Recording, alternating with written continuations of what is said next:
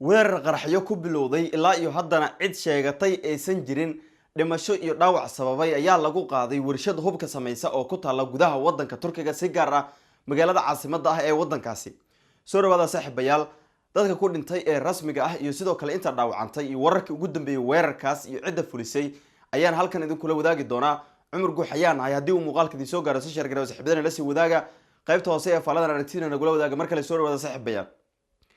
magaalada Ankara ee caasimadda wadanka Turkiga waxaa ka dhacay weerar argagixiso oo ay qaadeen sida la sheegay ku dhawaad 2 ruux oo aad u hubeysan sida lagu soo bandhigay kaamirooyinka wax duuba ee CCTV-ga loo yaqaano.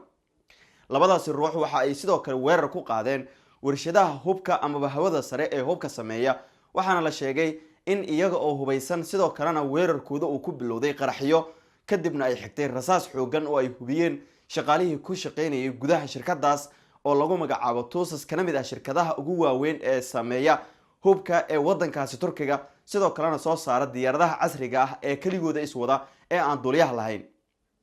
waxaa la tilmaamay in markii ay qaraxyada geysteen rasaas ay hubiyeen shaqaalihii gudaha shirkadda ku jiray, taasi oo keentay in difaac ay xirtaan ilaaladii shirkadda ama warshadan, taasi oo muddo saacado ah la sheegay inay socotay rasaas weedaasanayeen dhinacyadan. waxaana la tilmaamay in dableydani hubeysan ee gudaha u gashay warshadda in la toogtay, tiro dhaawacana uu ka soo gaaray dadkii ku sugnaa howlka shirkadda iyo ama warshadan, iyada oo la sheegay in khasaaraha uu intaasi kasii badan lahaa haddii dableydani hubeysan ay kor u dhaafi lahayn tiradooda ilaa iyo 5 ruux.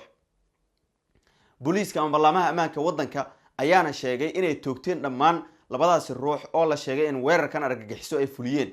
wax kale oo intaasi kasii badan ma jiro oo weliba khasaare ah marka la sheego ama laga soo tago warbaahinada kala duwan sida Anadolu oo ah warbaahinta dowladda. waxay qoraysaa ilaa iyo 4 dhimasho ah oo la sheegay in raggii hubka sitay ay dileen, 2 ka mid ahna ay ahaayeen iyaga, sidaasina waxay ku noqonayaan tirada geerida 4 ruux oo tirada dhaawacna waxaa la sheegay in ay gaarayaan ilaa iyo 5 ruux ilaa iyo 6 ruux inta la xaqiijiyay. warbaahinta dhinaca gudaha ayaa iyagana sheegaya in raggani hubeysan ay gudaha u galeen, sidoo kalena qaraxyo ay ku bilowdeen weerarkooda, rasaas xoogan ay xigtay. tirada dhimashadana sida ay xaqiijiyeen ilaa iyo hadda rasmi ah lama heli karo, maadaama dagaalka ama weerarka uu ahaa weerar xoogan oo warshadan lagu qaaday, weliba warshadaha dhinaca hubka casriga ah iyo diyaaradaha iswada soo saara.